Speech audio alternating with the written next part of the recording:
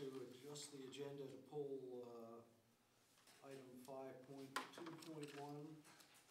off the consent agenda and put it on the action agenda. Any other changes?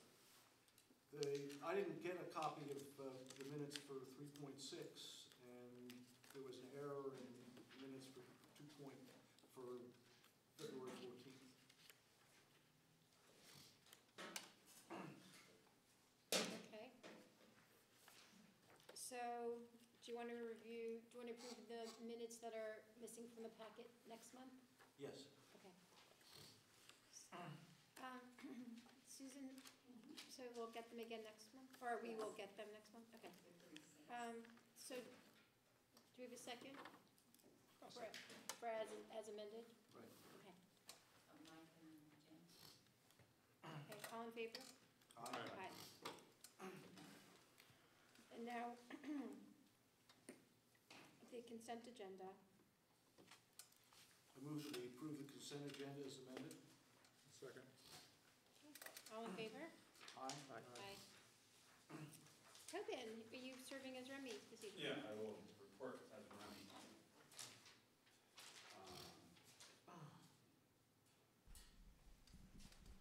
Okay, this is provided to me by Remy, who, as Paul said, is currently playing or will soon be playing doubles tennis.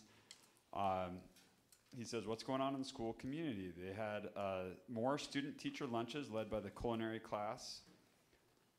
That's where the teachers invite students to lunch. And basically they're served food that's prepared by the culinary class. So it's a nice event. Each class in ASB is throwing an event. The freshmen are learning how to do fundraising events. They're doing some bake sales. The sophomores baked many pies and came to every third period class and gave pie to students. Does anyone know why they would have done that today? Oh yeah, it's Pie Day. Yeah, Pie Day. So, so that was great. I benefited greatly from that endeavor as well, I'd have to say. Juniors are starting ticket sales soon, and that would be for prom. They're throwing a promposal contest where the winner gets a free pair of tickets. The senior blood drive did not go through. I think they did a survey where they kind of were going to, they sort of said how many people would be willing to do this, and they felt like they didn't have enough to actually do the drive. So they're shifting their focus to find a different community event to start or be a part of. We just started a dodgeball tournament. And it's a great, I think there's maybe about 50 staff and students involved in the dodgeball tournament. And so it's a lot of fun. And there's not just a lot of people playing, but there's a lot of people down there watching. It was really successful last year, and it's off to a good start. As we just heard, the tennis team beat Fort Bragg for the first time, I think, in 3 years, which was unexpected. The golf team is, we have a golf team again this year. There's a coach and players, and I know they've had some matches. Let's see, basketball has ended. The team made it very far. I think he's referring to the boys. They made it in 2 rounds and then lost in the first round of the state tournament. Interesting academic events. Seniors are starting to get their final college responses and submitting scholarship applications. Some of the first ones are due tomorrow. Also tomorrow there'll be boys state interviews. And there's 2 selected boys from the junior class will be selected from the interviews and sent to Sacramento, where they'll learn about government. And it says that all students set up their own government and run it on their own. So that's the boys state. That's happening tomorrow. And that is Remy's report. Thank you. Kim.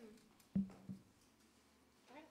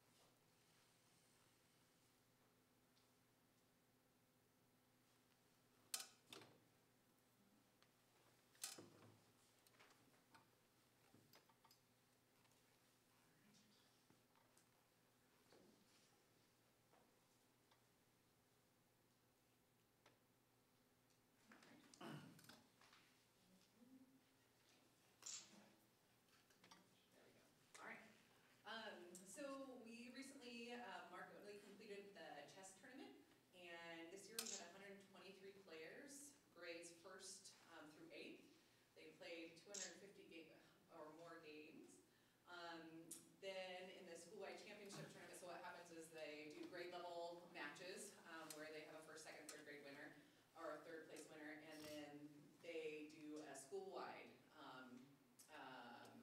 matcher tournament as well, much like the spelling bee. And so our school-wide champions, Gavin Hahn, got first place for the chess tournament. Emma Oatme, who is a second grade student, got second place, and third was Amir, who is an 8th grade student. I was very excited. The kids love this tournament, and it's been a big kind of draw push in our school. They're very much into it, and they go at lunchtime to play, and then also an after-school club that has been running to play. I wanted to report on the California Healthy Kids survey. This is just focusing on 7th grade data, and I put a comparison to the last couple times we've done it. In here, noticing, something to be looking at is the school connectedness is lower than it has been in years past. And also the, what else is on there? But it's interesting that looking at just the other data that they had, they reported to have high academic interest, like they were really academically motivated compared to years past, and that the school does provide high expectations and they have caring adult relationships. So it's just interesting that they're not connected to the school or don't report school connectedness, even given that data and those scores. And then also meaningful participation. Even though this is something that is on the way up, I think this is something that we can work on, and maybe that's why students are feeling a little not as connected to the school as well. And we definitely have a group right now who want to be involved in things and are interested in just expressing their opinions right now. So, and wanting to make changes to rules, that kind of thing. So we often have groups that come and go through the school, and right now they're wanting to be involved with that. So this is the section for school safety. This was a number that I definitely was concerned about a little bit, that school is perceived as safe. It's reported lower than we've had in a while. The weapon on campus was also a higher number than I was expecting and has been higher in the past.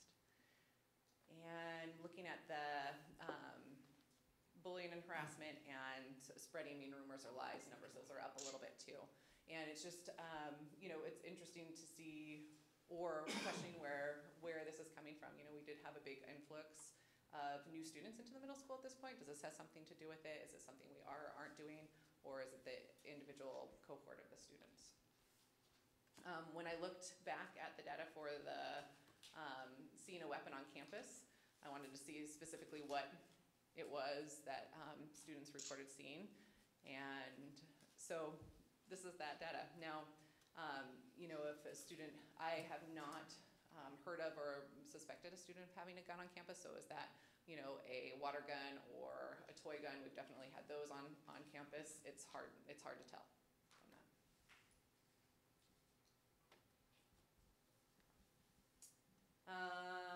For mental and physical health, the concerning here are the last two numbers, that this is definitely on the increase, definitely on the rise. And this is something that we are seeing among our students and among our middle school students right now. It's really nice to be able to have Anna, a counselor, and Cecilia, a social worker on campus, to be helping our students and reaching out to our students. They're definitely being put to good use this year and are seeing a lot of students and families. So something for us to keep an eye on with them as well. Do you think that is connected to the bullying, they seem to go hand in hand? It absolutely could be. One of the things that is really challenging, that's come up a lot more and more, is social media and online things that are happening, and how connected kids are to that and how important that is to them is amazing. And when I start getting reports from parents or students that a negative interaction happened online, it's really a rabbit hole. Like, they've been up all night for nights in a row, having these conversations, these negative interactions, and it's I think that definitely has an effect on this. Overall student behavior, last time I reported, I think we talked about us struggling a bit with the 7th and 8th grader students, given all that. There's a trend chart comparing last year at the different months to this year. You will see in August and September, it was definitely difficult for us, and we've seen an improvement with that. It's kind of leveled out for us. I think the new students are acclimating. I think our students are acclimating to the new students, and we're just kind of shoring up our expectations of them. We've also started doing monthly kind of reward for students who go for a month without getting a behavior tracking form or a BTF. And in the month of February, we had 63 students participate in that reward, which has been a big draw for them. I've been talking with students about changing the reward system. So we do overall tickets for the school, students who are following the school rules. It's part of the PBIS system. And, the middle school students have been on and off into that. And so one of my discussions with them was if instead of having a random drawing for them, if the ticket was more like a cash-in system, you get a ticket, you can bring it in for something, would you be into it? And that was something they were like, yes, please start doing that. So we're gonna look into changing that too, to kind of hook them into that system as well. But definitely have seen an improvement over the last couple months in particular with the student behavior. And then the last thing I have on here is we've had a couple assemblies. Our 6th, 7th, and 8th graders went up to the high school and participated with the high school students in a Shakespeare event where they saw a play, Comedy of Errors. And then the Shakespeare troupe came back and did individual sessions with the 7th and 8th grade students, which was great, nice to have a small experience for them to be able to work on play acting and just everything that goes into that. We also had a presentation, a K2 or K3 and 4-8, 2 separate showings of an assembly on whale sharks. They came in, it was nice, it was associated with our whale festival season and season of whales, so that went well. And that's it for me, if you guys have any questions. Thank you. All right, thank you. Do you disseminate information from the Healthy Kids Survey to parents? I do on kind of a limited basis. I don't put it out there necessarily just because the document is so huge and clunky. So I'll take pieces of it like I showed you tonight and put it out there either in my newsletter. We definitely talk about it at PTO and Site Council, and that's kind of more the venue that we put it out there. And then I'll, as I said, in my newsletter, I'll put something out about it. Yeah. So I'll start off on my report, just kind of continuing on with the Healthy Kids Survey. We have the high school results back and the 7th grade results back, but we don't have the 5th grade results. And I haven't seen the parent results or the staff results, the full results. So those are going to be included in our LCAP, but I'll be presenting on those a little later in the year. Our facilities committee met yesterday, and we reviewed 7 proposals from architects, some qualifications and fees that they would charge for a facilities assessment and a possible schematic design as we move towards March of 2020. We had 7, like I said, which is great. That's a great response, and we whittled it down to a top 3. And then the committee gave me a few follow-up questions, so I'm in the process of asking those of our 3 finalists. And we're hoping to make a recommendation to the board at the April board meeting for that. Our chronic absenteeism task force met again today at the high school, and we again reviewed every single student that is currently chronically absent and some that are kind of on the cusp, and we assigned each of us again with a certain caseload to follow up on. We're seeing a lot of good things, but then we're seeing some kids continue to struggle making their way to school. So currently, as of today, the high school is at 12%. The middle school is at about 10%. The grammar school is at 19% chronically absent. And then Albion School, we continue to struggle out there. We have 50% chronically absent in Albion. So as a district, I believe we're still right around the 16% mark, which is still an improvement from last year, but we, just like the entire county, when Tobin and I went to that meeting last month, we really struggle with our K-5, especially in the kindergarten and 1st grade. So But I think as we continue to get the message out, as we continue to meet and talk about strategies, I think I'm really confident you're going to see an improvement this year and then in subsequent years. Our Safety and Security Committee had to be canceled the other day. Nobody showed up. So I guess since the last issue was kind of discussed, we'll try again another month. The Wellness Committee met, and I'll be talking to you a lot about what I discussed with the Wellness Committee at at the cafeteria and wellness report later on in the meeting. The only other thing I'll say is two other things.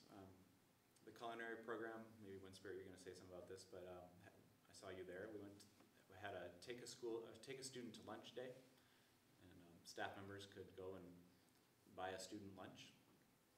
It was a great lunch. I tried things that I'd never tried before at that lunch, and it's a great event. Our culinary program puts out some great food. They've been cooking for our board meetings as well, our board workshops, and we've really enjoyed that. And then finally, Muse came through with another $10,000 for different programs. It was the teacher grants that teachers have to get up and give a little five-minute spiel about what they're asking for and what they're going to do with those funds. So, you know, anything from poetry and bookmaking, magazine printing, to AE week trips, $10,000 funded, and also $2,500 funded for assemblies and a sonar trip for 1920. So, thank you to Muse again. That's all I have. Thank you. Michael? No, I know MTA's not here in CMS. MT, Pam said she's on her way. She's running a little bit late, and she would hop in during public comment too. Yeah, and I think we're up to board reports. Okay, I attended an EdSource symposium about pensions. And it's a very well-balanced set of presenters. There was a teacher, there was an administrator from CalSTRS, there was an academic who studies pension issues, and then there was an advocate for redoing how we do pensions for teachers. And I found all of them quite thought-provoking, and if anybody wants the link, it's online. You can watch the whole hour, and I'm sure you'll get a lot out of it, because it really impressed me about how complex an issue it is, and how, you know,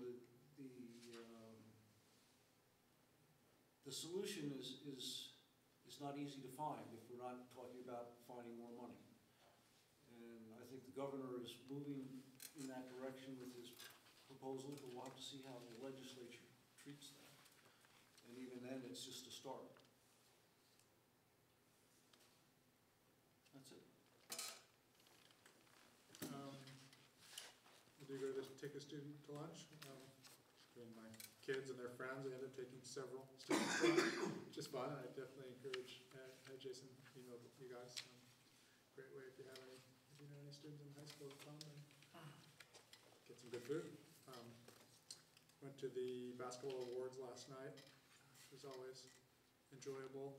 And we have a new varsity girls coach as of this year. I think she did a great job, and I think she's intending to stick around. It's going to be neat, some really impressive young players too. It'll be fun to watch in the coming years. That's all. With regards to gathering the data and handling the negotiations for the finance person, I just want to commend Jason. He did a really good job on that whole process. I want to thank Tobin and Otto for coming to the board retreat and showing us around the high school. Thank you too, Jason, for coming and joining in and your input. But fascinating tour of every little corner of that building, and looking forward to funding the renovation or the rebuild But thanks for taking the time to show us under and over and all around. So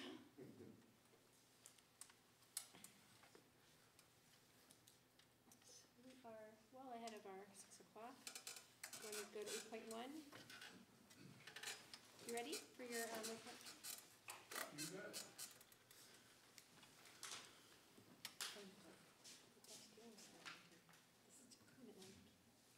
Which expo is it now? No. That one over there. But this was the cheapest one. Because they have a special.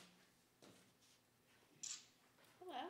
Hi, how you guys Look like doing? you're ready to like give a comedy stand-up. Oh, this is going to be It's not much fun. less exciting, trust me. All right, so this is going to be the second interim report. The second interim is through January 31st, so all the slides that we see will be in relation to that. We'll talk about revenues, we'll talk about expenses. These are in the context of the general fund mainly, but we'll talk about some of the interfund transfers as well. And then we'll talk about the bottom line, and then I will talk a bit about multi-year projections, and then a couple very, very minor edits, which we'll talk about at the end. Okay, so these are the differences between our first interim and our second interim. You can see our LCFF sources obviously is our main one, and there's no change there. And I think I talked to a couple of you about this, at least on the finance committee. So we got reporting of a revenue that was significantly higher than we've ever had, and it's highly suspect. So, you know, I got excited at first, and then I talked to some people, and they're like, that's a little janky. So basically, we're waiting for P2, which is in April, because it's not completely unheard of that they will report these tax revenues that you're going to get, and then sometime later down the year, they're like, yeah, we were wrong. We're going to take some of that back. So especially being my first year, I'm going to budget it as conservatively as possible. So right now, I've made no changes to LCFF. The other categories look more in line. We like to see revenues that go up. So our federal went up almost $13,000. This is due to Medi-Cal reimbursements higher than budgeted. New round of Perkins, and then Title I and Title II were down a little bit, but it came out ahead in the beginning. For other state revenue, we're up almost $50,000. I adjusted the lottery based on our ADA. And then we got a couple new block grants, LPSBG, which is Low Performing School Block Grant, and the School Employee Professional Development Block Grant. So those are in there. And then under local, these are mainly Muse and MCCF. And as I said, these are of July 31st, so this new round of Muse is not in there. So we expect these to be higher as well going down. So overall in revenue, we're up almost 80,000. And then when LCFF comes in, there's other categories that are higher as well, but on the whole section, I'm just waiting because I don't want to over project. So on our expenses, clearly our biggest expense is salaries. It didn't change too much when I adjusted it up. 26,500. Obviously there's minor adjustments, but most of these are due to substitutes, particularly long-term ones that weren't originally budgeted for. And then there's overtime, which was never budgeted for. There's different philosophies on doing that. Clearly Cynthia did not budget for overtime. And, but we may want to look at where that's happening and what our policies are around overtime. So benefits, relatively flat, obviously thousands of lines that change by $1 a piece, but we currently are under a few thousand, so I brought that down a little bit. And you'll see our big one is books and supplies. I brought that up 52,000. I put fuel in there, so there's some things I don't understand about how fuel was originally budgeted. I looked historically to see how much we normally spent. You know, it trends up as fuel prices go. And in the last couple of years, we've spent just under 50,000 in fuel, but there was only 40,000 budgeted. we'll probably never know how or why, but I adjusted it up for that. And then maybe at the end of the year, we'll find for some reason that I'm not aware of yet that it gets readjusted somehow. I don't know how. But again, being conservative, I'm going to budget for what the trend shows. It also went up because some of those new grants we got, I did put into the budget, but it's likely that they may not be spent this year. So I just put them in there for now in case they were. So that increases, the supplies budget a bit. There's also another budgeting question in terms of encumbrances. I don't understand why this was happening either. Apparently it's been happening for a lot of years. I've never done this in my budgeting past, but you get a budget for a year and then you open purchase orders that all kind of add up to something within that budget. Apparently what we've been doing for years is if we get a budget for something for $50,000, we immediately open $100,000 in purchase orders. That's not the way I've operated. So I unencumbered some of it, but some of it I didn't because I don't know where we're going to land, and I just want to make sure that on all of these that we come in under budget. And I think we will, but I don't know. So this is my first time through this. For services and other, we're actually pretty on target there, so not a whole lot to talk about that. And so you can see for our total expenses, we're up about $74,500. And so if we go back and look, our revenue's up 79, expenses up 74. So technically there's a net positive to our ending fund balance, but not a whole lot. So for our interfund transfers, always like to show that MCN is helping us out. And I put the telephone one there just because it is technically an interfund transfer, but we get all our phone services, or the majority of them, from MCN. So that's the cost for that for the year. That doesn't change. So our contribution to the preschool is, since this is as of January 31st, I put reducing to zero there because we have since decided we got a huge donation from the Edison Foundation in Elk for around $35,000. And so our intent is to use a good portion of that is to eliminate this contribution. So it'll essentially come back to the general fund. So essentially Elk is supporting itself, which I think is super awesome. And then the cafeteria contribution, I think you probably most know that, we've extended the organic program in pieces. I was initially only budgeted for a few months, I think, so that has increased our need to give them more money. So right now, we're projected through the end of the year, so we shouldn't have to increase this anymore for the year. So the bottom line, so you can see, obviously our beginning fund balance isn't going to change, but our deficit spending is obviously going up a little bit. And if we go through everything, we went from 1.72 million to 1.68 million unassigned by the end of the year. One of the things I did learn recently that I was not aware of, so this $25,000 assigned money, which was not in the budget, I guess this was something that Cynthia had put in and earmarked for technology. That's the only one word description we have for what she put it in there for. I talked to Jason about it. Neither of us really know anything more about it, but that's good because we had intended to invest more in technology anyway and put that in the budget for next year. So it's nice that that's there. That'll always help. So this is our multi-year projection for both unrestricted and restricted. As you can see, we anticipate some increase in revenues. And, the other revenues I kind of left flat for the out years because you just don't, we have no idea what's going to happen. But ideally, assuming the economy continues to move in a positive or not negative direction, those would go up.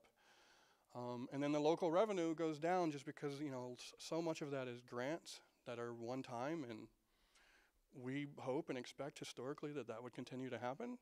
but you just never know. So this is me being super, super conservative about what we're gonna get. So salaries, you can see, oh yeah, the laser pointer doesn't work. So we have a big jump in between this year and next year. You know, that's obvious because of 4% that's happening over this next year.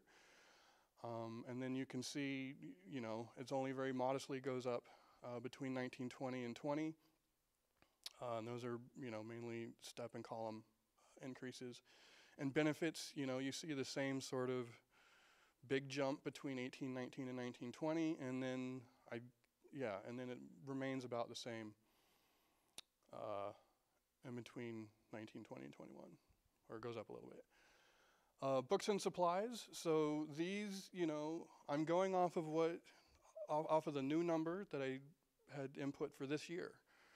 And then, you know, the cost of things generally goes up. If for some reason this year we come in significantly lower, it's highly likely that these numbers will be down. But it's still, I'm gonna base it off of, you know, what we're budgeting this year. Even though 1920 it did go down, we had, you know, significant unexpected expenditures like the bus repairs and things like that, which I think we will end up need to budget for more in the future, but hopefully not as much as we spent this year. Service and operations, I went down as well, just because I think there were some one-time expenses in there, and I was more going off of historical. So our transfers out, the big jump is again about salaries, because the cafeteria salaries are in a different fund, so those wouldn't actually be included in the other salaries. So you know, we had to transfer more out to support them. But so if you look at the bottom line though, what we're looking at, you know, this year we're projected to deficit spend $462,000. Next year, $900,000. Again, you know, I think these numbers are going to change drastically, but this is kind of where we sit with the information that we have today, and that's what I think we should go with. And then the deficit spending should go down in the out year. Oh wait, wrong way. So this is the fun part. If you take those deficits into account, if you look at the very, very bottom right corner, that's our projected ending fund balance unassigned. It's actually $1, but I round all these numbers, so there's some sense and stuff. You know, one of the things I'm learning about how school budgets work is that this is normal. So, you know, I had the finance committee earlier this week, and Michael and Mark were there, and, you know, they've been doing this a long time, and they were like, this is how it looks every single time. And it's odd to me, but, you know, having gone through this process a couple times now, I understand it, just because there's so many unknowns, especially when you're dealing with government funding sources and donations and, you know, unknown expenses, which I think we might be able to get a tighter control on in the future, but, you know, until I've done this a few more times, again, back to the conservative bit. So I want to talk a little bit about how we got to $3. When I first did the multi-year calculation, where is it?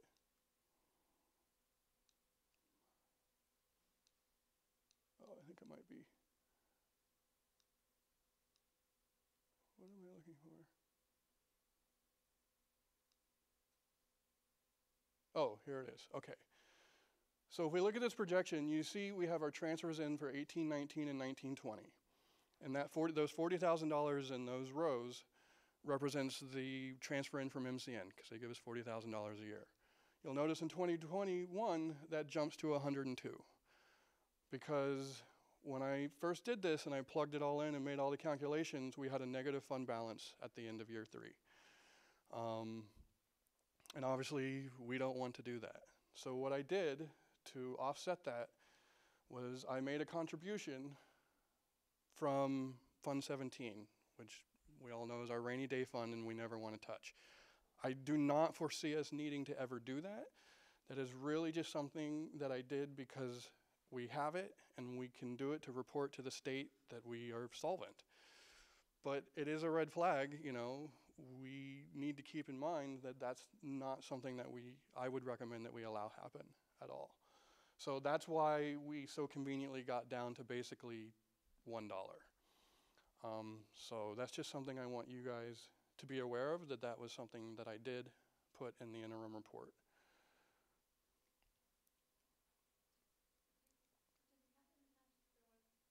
A deficit in that column? I think 1 year in a second thing, we report ourselves qualified. Mm-hmm.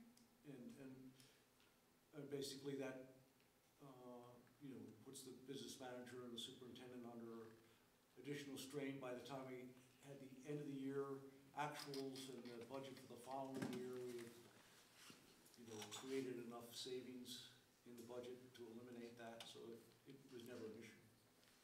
That's a different alternative, and I think in Jason's first year, it made sense to me to take it out of Fund 17, and my expectation is that when we get to the actuals, we won't have borrowed anything out of Fund 17. Have the differences in the multi-year fund balances been this extreme in the past when they've just miraculously been made okay? Year 3 always looks terrible. But this terrible? Well, so $800,000? the original budget ending fund balance was only $23,000. Mhm. So the difference here is really about 82,000. You know, so I mean, yeah, in the grand scheme of things, it's not super different, but you know, I think some of that might have to do with my conservative budgeting. Some of it has to do with, you know, this is my budget. So how and why it was built the way it was built is impossible to know, really. And I think it will drastically change. So I'm making assumptions as far conservative as I possibly can. And this is where it landed. All right, so my question is, have the expected budget shortfalls been this big in previous years? The answer is yes. Okay. Mm-hmm. All right, thank you. And so that the more important thing is when we meet again in June and we talk about the budget for next year, and we go out 2 more years to 21, 22. You know, obviously, if you go pull up the slide where the deficits for this year okay, so this year, if we have a deficit of 462 and next year 900,000, the year to that 817. If you were going to go out a third year, based on what we know now, without having changed anything, it would probably be in that same almost $1 million range, if not more. Okay. So Yeah. the challenge that staff, meaning Jason and Jason, are going to do before they present us a budget in June is they're going to make sure that number for the additional year out, you know, is manageable, and that's going to impact staffing and other things. That's exactly my concern of pulling the money from the fund as we're negotiating and strategizing in the way of staffing. It concerns me that we've created a number that isn't necessarily what we're looking to represent ultimately. You know, like this is not what we plan on really following through with in the way of funding, because we do not plan on taking the money out of that fund. So I'm a little concerned that as we are trying to be really transparent with unions and talk about the desperate need to maybe cut program or staffing, this creates a false sense of solvency. So I'm concerned about pulling it out of that fund because it's not really what we're intending to do, but Right. now we're looking like we have money coming in. I mean, I guess, you know, the way I see it is that we go through this process all the time when we create multi-year projections, and the third year out is always the one that's most problematic because it's you know, a lot of really big unknowns. I mean, you know, as Jason said, you know, if we get some firm numbers on the P2s in April, which which is just a month away, on the tax side, our revenue side may be increased, and that would, we wouldn't be talking about that as an issue. So I guess what I'm saying is, I'm comfortable that we, we did it this way. We could have, there's another way you could have assumed staff position changes that we haven't decided what we want to do yet, but we could have put them in there. We've done that in the past. Right. But I don't think this is any less safe than the other ways we've done it. Every time I've seen a budget, going forward, those deficits mount. A lot of years we've been at this stage where we see $462,000 in the hole, and we've ended up neutral or above. There's that much flexibility in terms of some of these categories. And again, I think as Jason said, some of our expenditures are pretty clear. Salary, which is 80-something% of the budget, isn't going to change much. But a lot of the other expenditures, which he's already included as having been spent by the end of the year, may not be spent. And that changes dramatically the way the bottom line looks. And remind me, we need to approve this in March. We need to can't wait until April to see what the numbers are? This document that we're approving has to be approved by the 15th of March and sent on to the county. So it's inflexible in that sense. It concerns me to paint a picture based on transfer of funds that we don't really have a particular interest in. And I understand what you're saying. And it paints a more impressive picture because I always remember year 3 looking like, Sally practically crying at meetings, it was so awful. It just concerns me to paint a picture that isn't one we actually plan on following through. If, in worst case scenario, things don't come through the way we hope, it's just, this isn't a realistic picture. Well, I think if all of the changes between now and June are on the negative side, and that none of the hoped for enhancements come to pass, then potentially we'll take this $62,000 out of Fund 17 and use it that way. I mean, that's an option that we have. I think the danger is always that fund is limited in its use, and if we try to fund our deficit spending with it, we don't really have even a year's worth of money in it. That's exactly what and so, exactly the problem. It was set up to be potentially a cushion, but really as a place to put money that we could, if we had a great idea that we could use for one-time spending, to be able to have some money. But I'm comfortable with Jason's use of it in this situation. Like I said, there are other ways to get to the same result, none of which are any less artificial than this one. Right. I mean, every March we upset staff, tremendously, and we were passing up, bless you, pink slips, and it was traumatic. And right. I love the idea of not going through that. Definitely. Could I ask a question? Is it time for any questions from the audience yet? Yeah. It is an action item, so you can ask a question after our discussion. Are we any other discussion? We don't have a motion or anything, but. I don't think he's done yet either, though. Okay. Yeah. Do you want to ask it now, or do you want to wait a minute? I'll ask a question. Something I just don't understand.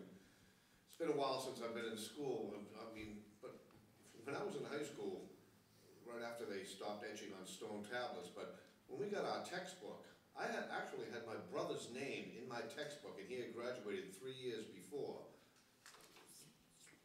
356,000, 345,000 per year? Are we getting new books per year?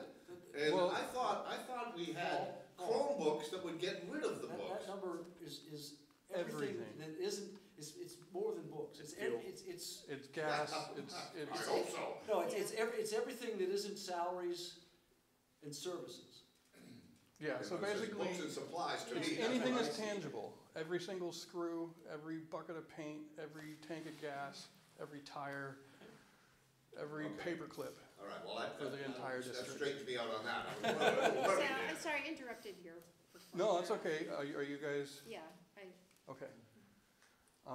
But yeah, I mean, just to follow up, the reason I chose to do it that way is otherwise I would have to guess at, well, maybe we'll spend less or get more here. This one, I elected to not guess, but I totally understand, I talked to Jason about it too, and he kind of had a similar view. It's like, but this is the direction I chose. Okay, so I think we're just about, this thing is so backwards. Okay, so there were a couple of changes. Michael apparently read this entire report from top to bottom, which is 121 pages long. And of course, there were two things that we need to correct on the very, very, very last page, which by this point in the report, my head was mashed potatoes. So just some basic things. So I actually have this for you guys, which is the very last page of the report. There should be enough for everyone with the corrected answers. So basically, are there new charter schools operating in the district boundaries that impact the district's enrollment, either in the prior or current fiscal year? I had initially said yes, because I interpreted it as, yes, there's charter schools in our boundaries that would affect our enrollment. But as Michael pointed out, it was asking if there were new charter schools, so I changed that answer to no. And the second one, which was the very last question that he talked about, was, does the district provide uncapped 100% employer-paid health benefits for employees? And maybe at that point, I really wished we did. I had said yes, but I'm changing that answer to no. So, with that, when and if you guys approve this, just note that these will be changed as opposed to the one that you received in your original packet. Are there any questions on that? There is one other comment I wanted to make before you go voting. So I wanted to give a shout out to Meg Kaili-Coley. She's the Director of External Businesses over at the County Office of Education in Ukiah. So when I started this role, my predecessor and I had basically no opportunity for transition. So I had very, very little guidance. So Meg over in the county office has really kind of been a mentor and taken me under her wing. If you guys ever talk to her, you should thank her. I've been going to her office a lot all year. She has spent many, many, many hours with me. And every time I go there, she basically dedicates a whole day to me. I go over with a box full of stuff every time, and we go through it. So she really deserves a lot of credit. I've talked to other business managers from other counties who have started in similar situations, and it doesn't work. Like, they have no support. So she really, and everyone in the county office really has been super supportive, but her in particular, and the district office as well, our staff. So I just want to say that, and that's the end, except for when and if you guys do approve, just make sure you approve it as amended with that last page. And that's it.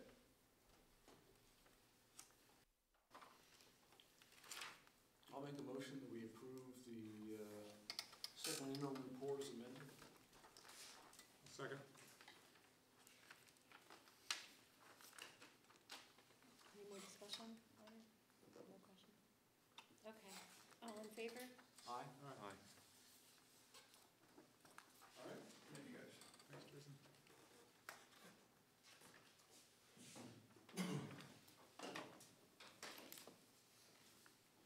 We have a couple minutes before 6 o'clock. It'd be a good time to talk about the change we should put in the minutes for. If it's okay with you, I'm gonna have the MTA report, because she did come in, so I'm gonna go Okay. back a little bit.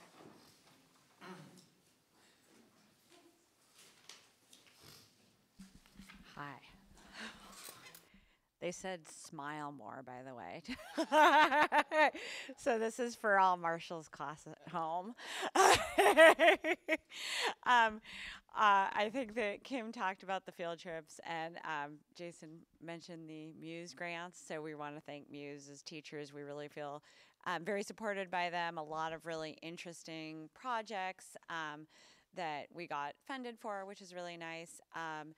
Right now, teachers are busy fundraising for AE Week. A lot of teachers, you'll see outside Mendoza's a lot of bake sales. So hopefully we can all support them. And a lot of field trips. We have John Moran is on at Petaluma Adobe tonight, and a lot of teachers are planning these field trips. So that's kind of what we've been doing, and that's about it. Thank you. Thank you. Do we still have time, Michael? It's still a little. Sure. Okay. So going back to the minutes of February 14th, under item 8.3, where we set up an ad hoc committee. The minutes reflect one wrong member of that committee. Reads Trustee Schaefer and Holm, and it should be Trustee Schaefer and Gay. So if we make that correction, then I move that we adopt the minutes for that meeting. Okay. Second. Second? Okay. All in favor? Aye. Thanks for catching that. Anyone here for public comment? I'll always Okay. comment. If someone walks in, would you like to? I'll Can you always talk for comment. 3 minutes? Can you have for 1.5 minutes? You want me to start? Yeah, because then we'll be at 6 o'clock. We can Okay. officially end it. Well, I came very close this time to the the Mega Millions. I have my ticket ready. I took the cash option. There was no grand winner last night, 428 million. Took the cash option of 300 million. And so I know you're going along this bond issue, but don't give up hope. You notice the lottery money has increased on that budget you just saw, and that's due to me. No, I'm playing my part on all fronts for this school district. And on a serious note, I was wondering, we've had great success with our Mendocino sports. When was the last time those coaches ever got a raise? You know, I mean, is it hinged to, the consumer price index or something, or are they still laboring under the same prices they were getting in the 70s, the same salary, or same stipend, I should say. And I think that's something you should The consider. stipends were all reviewed last year. They were reviewed, okay. And were they increased, decreased? I think they were, most of the adjustments were trying to figure out if they were tier 1, tier 2, or tier 3, but I think that the rates that they're currently paid are higher than they were 2 years ago. That's all. But how do So you the get maximum stipend, I think, is $1,800, am I It's correct? 2,400. $2,400. Okay. So your basketball coach and will get $2,400 a season. Okay, now what I'm wondering is how do they break the tier 1, tier 2? Is that via experience or the number of years on the job? It's number of hours. Number of hours. We anticipate them spending. So Because those guys really, I'm telling you, I know I'm around them all the time. Whatever they're getting paid isn't enough, is what I'm trying to basically tell you, But it has been reviewed, that's all I can go to be at rest knowing that. Thank you, that's all the comments I have. Thank you. Anyone else? Comment? All right. So we're ready for 8.2. All right, so the ad hoc committee for reviewing financial advisor proposals met a couple of times. We were tasked with 3 questions. So the first question was, when will the district bring the bond election to the voters? And the committee would like to recommend March of 2020. The second question was, will the district utilize the services of a financial advisor? And the recommendation is yes. And then which financial advisor will the district work with? And we would like to recommend working with ISM advisors. And I do have a contract that I did share with the board last week. So I guess if Michael and Jim want to add anything else? Do you want to read the notes you had underneath the recommendation? Oh, sure. So some notes regarding the contract is the fee will be a not to exceed $7,500. And if the district requires and requests ISOM advisors to make a special unplanned trip to Mendocino that would typically not be covered by the services provided in Exhibit A in the contract, the district will be charged $250 an hour for that visit, including travel time. So just another note is that the fee of $7,500 does not include the voter opinion survey, because it seemed like we were I guess we didn't make a final decision on that, but we were leaning heavily towards not doing a voter opinion survey. So that I think that we were considering two. Really, we narrowed it down to two at the very end, but we feel very comfortable and excited to be working with ISOM advisors if the board agrees. Thank you so much for the extra work on that, the three of you. Really appreciate it. So this is an action. I'll move that we adopt the committee recommendation regarding the timeline and the hiring of a financial advisor. I'll second.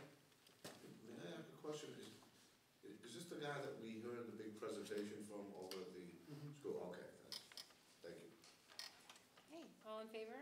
Aye. Aye. Just a comment since Paul brought it up. I mean, the person we chose had far and away the largest number of successful bond programs in the last 4 years in Northern California. That's good. All right. Stand on the X for this.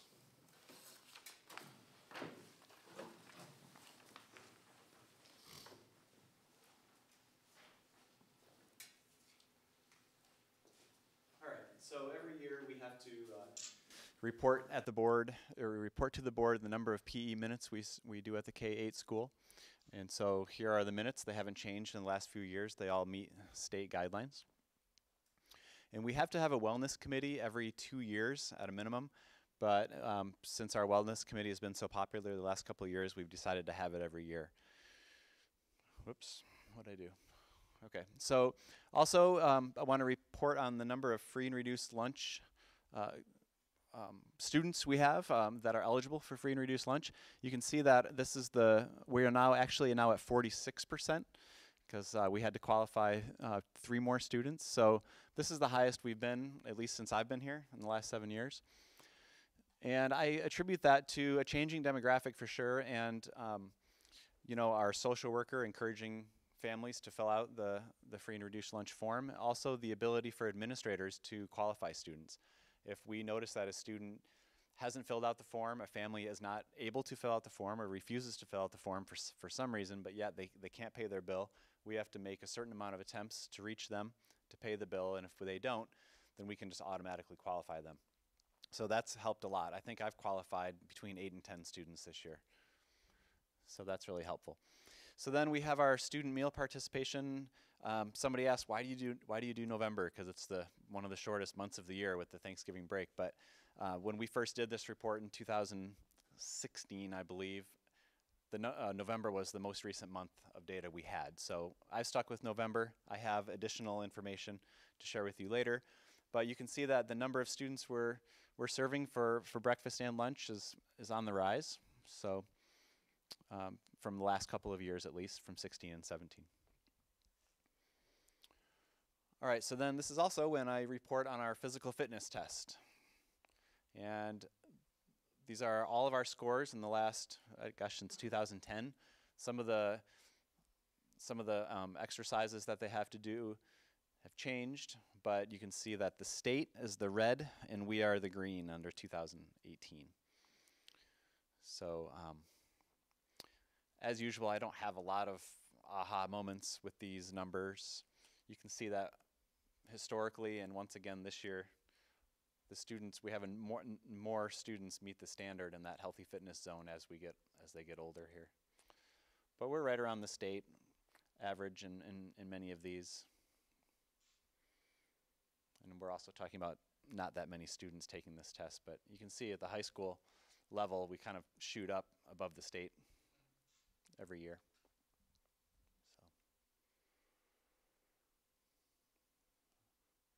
That's all I have for that. But I do want to share some numbers for the cafeteria program.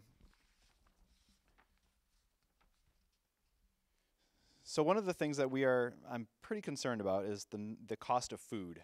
But this is something that we have also made a conscious decision to improve. And we are serving better food in our cafeterias, more local, organic vegetables, many of them right from our garden. But also, when they're not from our garden, we are getting as much local produce and vegetables as we can. We are using the local Covelo grass-fed beef for whenever we serve beef. We started out for the first couple of months of the year serving organic chicken. Since then, Diane has let me know that she feels like the commodity chicken is very high quality, and the organic chicken was cost prohibitive for us to serve it in our cafeteria. But we also are continuing, this is a big one, is the organic milk. And that is very expensive, but the kids love it. And it's making a big difference for the number of kids who just want to drink milk, but it feels good to know that they are drinking very high quality milk. But just to give you an example, for last year in October, we spent $8,000 on food. And this year in October, we spent $13,000 on food. In November, we spent $11,000 this year and $5,000 last year. And then in December ended up being a $3,000 difference, and in January,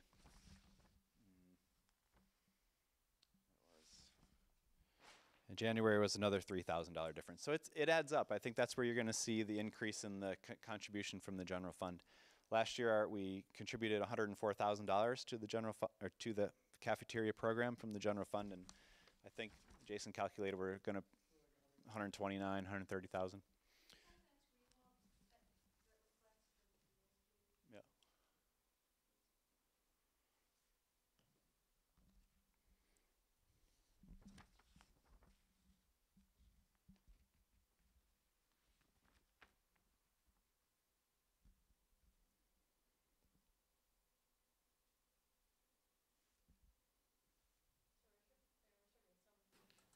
It's a big jump. We are serving some more kids per day. Yeah, it's pretty consistently about 30 kids a day. If you look at if I'm looking at my numbers right. Do you know the percentage? 30 kids on average per day. More this year. Yeah, I mean the numbers, of course, exceed the number of the costs exceed what the 30 children would be. Definitely, yeah. So Okay. that's all I have for that. Thank you. That's interesting. I'd say, Jason, I think it's money well spent to expose kids to eating high quality as compared to processed foods. They got a whole life ahead of them, and it's important for them to know the difference between healthy food and unhealthy. So I have no problems with that money spent. Yeah, and for $3 a day, Diane makes so much from scratch. I think I reported on this last year that we visited Fort Bragg, and they're known to have a very good cafeteria program up there, but their cafeteria supervisor was just amazed when she saw our menu and just heard from Diane about what she makes from scratch. So Diane's open to new ideas, and so she's willing to adapt and change. Did she rename the meals? She has started to, yes. Okay. A couple of them, yeah. Well, I agree. I think it's really important that they learn to be expecting that kind of quality food in their own lives and when they make their own choices outside of school. Okay. We're on 8.4. Right, so these are a consideration of leave requests. They were supposed to have these leave requests in by this meeting, or actually by February 15th, I believe they're supposed to have them in. So the first one is a teacher who is currently working 0.47 FTE. and requests that continued leave. The next one goes hand in hand because the first one is our math teacher for middle school, and the second one is somebody who is currently teaching the other half of middle school math. So I would like to recommend that we approve those leaves because it works out nicely. Students aren't being shortchanged at all. They'll have the same, next year they'll have the same teacher all year. So it's not like we're having a teacher come in and teach the same kids during the day. The next one, though, is a middle school social studies position that I think that we should probably, or I'm going to recommend that we deny this leave because it's going to be very difficult for us to find a teacher to teach for 1 year. We tried this a couple of years ago in 3rd grade. We granted a 1-year leave of absence. And we struggled to find a replacement because all the candidates who came in, we had to tell them, this is for 1 year only. You know, if that teacher comes back, then you're out of a job. And we struggled to find a qualified person to take the job. We ended up scrambling at the last minute. Actually, we did hire somebody 1 week before the school year started to teach 3rd grade, and it ended up not going that well. But also, it was just a lot of stress, and we don't want to wait. We don't want to go through that again. So, I mean, in a perfect world, I would love to say that we should approve these leaves, but I can't get behind that one. Can I ask for clarification how it's different than the third from the first two? Do we have someone who's on short-term filling the first two? Or current teachers are working extra? These two people are sharing a job. This year, they're sharing the job. And so if we continue, again, they'll be sharing. So what's going to happen, but when they come back? When they come back, then we'll have one surplus person. Then the lowest, if we don't have a position for everyone, then the lowest seniority person would lose their job. So could we do the same thing with the third one, the request? If we granted it and then they came back, then we drop our lowest seniority somewhere else? Well, that's what would happen. Most likely that person who filled that position for that temporary year. But they would be the lowest seniority? They would be, yeah. I see. That's what would happen. I'm just nervous about finding somebody, that's all. No, I understand. I'm just trying to understand how these two halves we already granted is different. In the case of the first two, we're not looking to hire someone on a temporary 1-year contract. Whereas if we approve the But how did the void get filled in the first place? What? How did the void of their absence get filled? So basically, we had two full-time, you tried about 1 and 2, we had two Yeah. full-time teachers Right, who both went to basically half-time right. to fill a position. And, so. And the school just absorbed Right. We moved down staff. just So absorbed the that was- staffing needs. yeah. There wasn't someone else brought in. I Correct. see. So we cut a position and then we had a long-term sub filling in for one of them. Both of these, the first two went on maternity leave Right. and then didn't come back. And Full-time. right. And that would not work for this third request. You could just absorb the position for a year? You mean like a 1-year sub? Well, or the same, she came in as to absorb the other one. That was based on enrollment, though. We had 4 4th and 5th grade teachers last year, and because the 5th grade class was so big, once they moved on, we could go down to 3 4th and 5th grade teachers. Okay, so it's somewhat coincidental how it worked for staffing, it sounds like. So it worked out nicely. Also, that 2 teachers had the same interest to work a partial time, Right. so they easily created one, Right. so it did work out. That's part of a lot of people having babies in 1 year. These are difficult situations, and I certainly think I'm inclined to follow Jason's recommendation to approve the first 2 and not approve the third. Do you want to put a motion out, and then we'll have discussion? Sure, I'll make that motion. I'll second it. Okay. Any more discussion on it? I guess I'm just hesitant because I think he's one of the greatest teachers we have here, and I hate to see him go, and I'd love to see him come back. But I'm a bit torn in letting that affect my decision rather than sort of policy that makes sense. I've, in my time sitting on the board, I've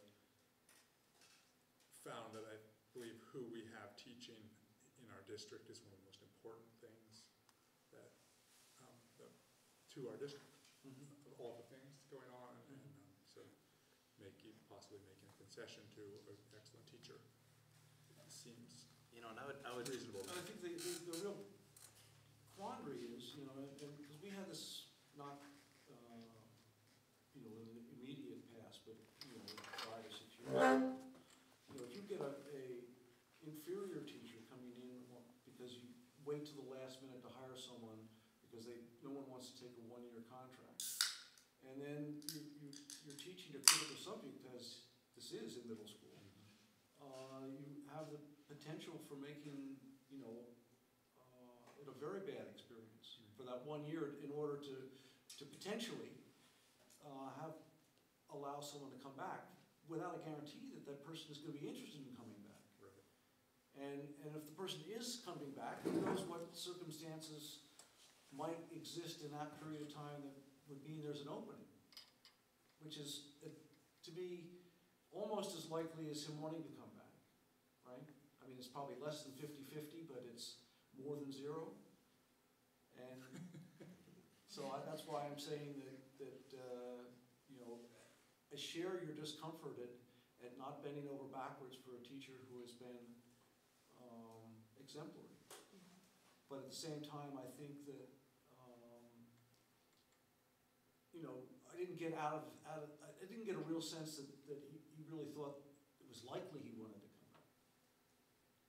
I guess my thought around it is, I'd like to think that every year we're offering every student the best possible year we can. And even though we look at the full range of grades, that is that child in 1 year in that grade.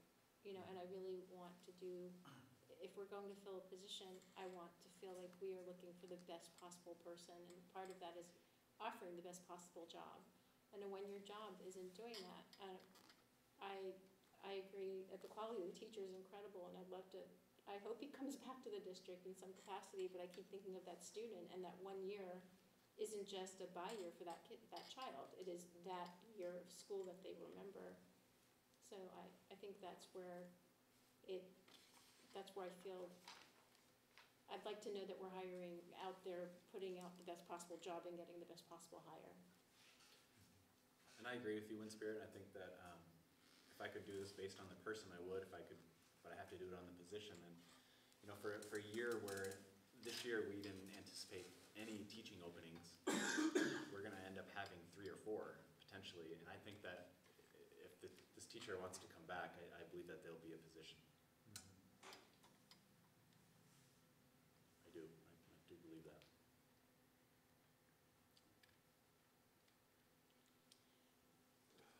Okay. Are we ready for the vote? Okay. All in favor of Jason's recommendation for the 3 positions? Aye. Aye. We're going all together. I'm going to abstain. Okay. Aye. So you abstained? Yes.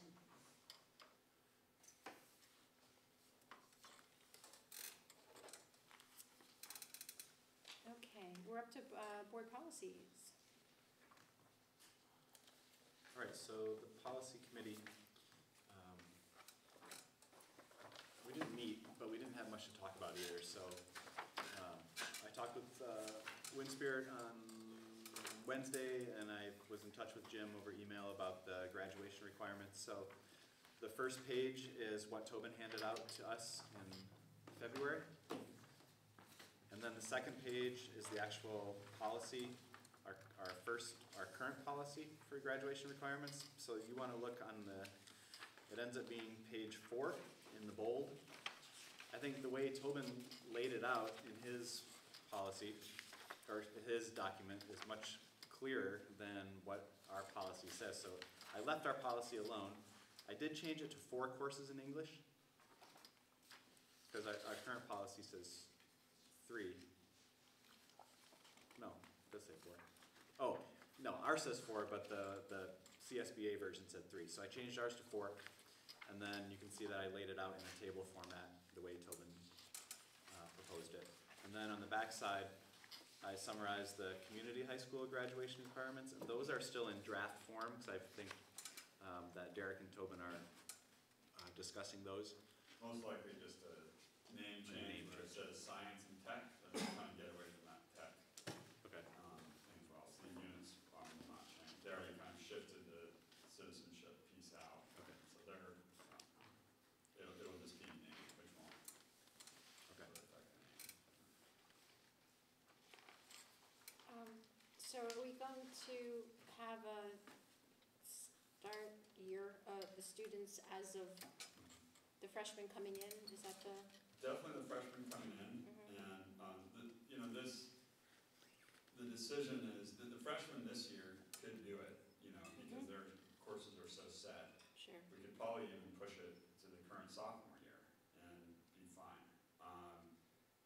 The biggest issue is, how you do this in ARES, which is our student software system. So we're gonna see kind of how much work it is to do it for the incoming freshmen, and then make a determination based on that if we can, how far we can push it until we start to have issues. So a lot of it is just the software, because all the units and classes are coded to go into certain bins for their graduation requirements, and so you have to create a parallel version of those classes.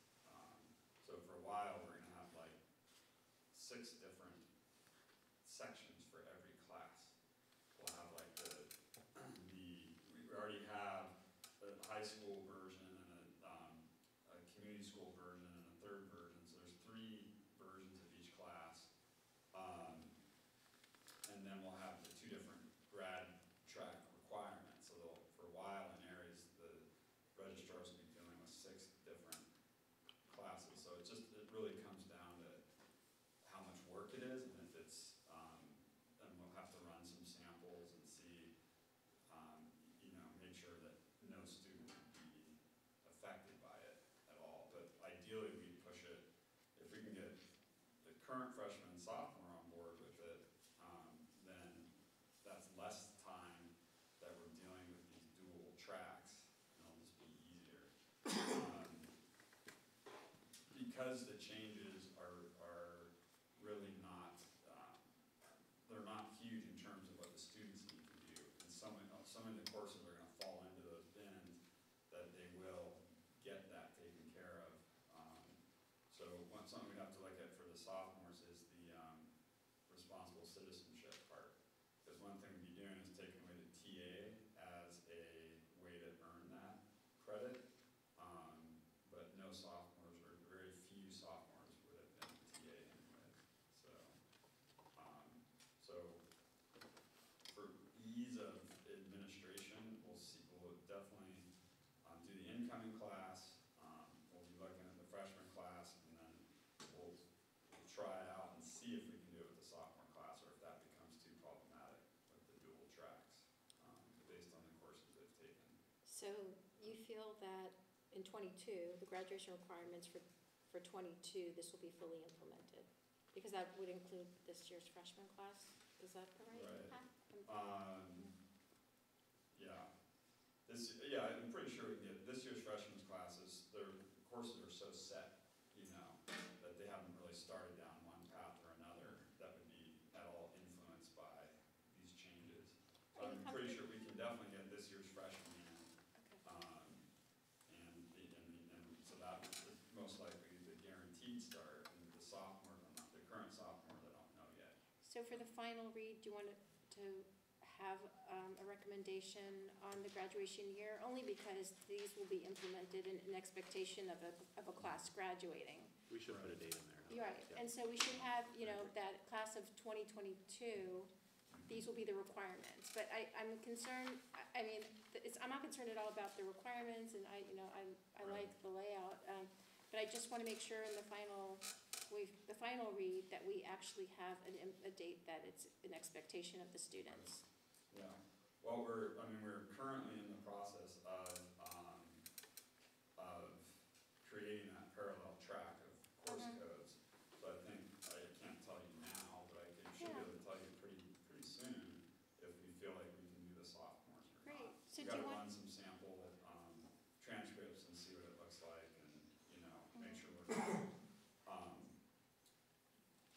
not making it difficult for any student based on the course that they've taken. Yeah. so what I'm saying is maybe we could look at, approve this as a first read, but then not bring it back to the board for the final until we have the start date, is what I. Sure, yeah. Okay, And then we will make changes to that community high school page anyway. okay. So any motion for or against that concept? I'll move to approve board policy 6146-.1, and its accompanying administrative regulation Okay, so as a first read. as a first read. I'll second. Okay, all in favor? Aye. Okay, and then you, Jason and Tobin, just let us know when it should come back as a Right. final. Okay. And then the uniform complaint procedures? I don't really have anything new on that, it just updates, I can't exactly remember what the update to that one was. Was it by CSBA? Yeah, Okay. it's ed code, do you remember, Susan? Yeah, it's related to, we brought the complaint procedure back a couple of months, we used the gamut version, and then we got an email from School and College Legal Services that there is a discrepancy in the CDE version and the version that gamut created. So we have defaulted back to the CDE version. Okay. The CDE version is the one that was really recommended that we use anyway with the, remember that big review we did a couple years ago? Yeah, so we would have thought that it gotten Yeah. it straight, but obviously not. And then the other one is increasing the bid limit. 92,600 for the bids. Okay. Any motions for these two together? I'll move to approve these as first readings. I'll second. All in favor? Aye. Okay, any future agenda items from the board?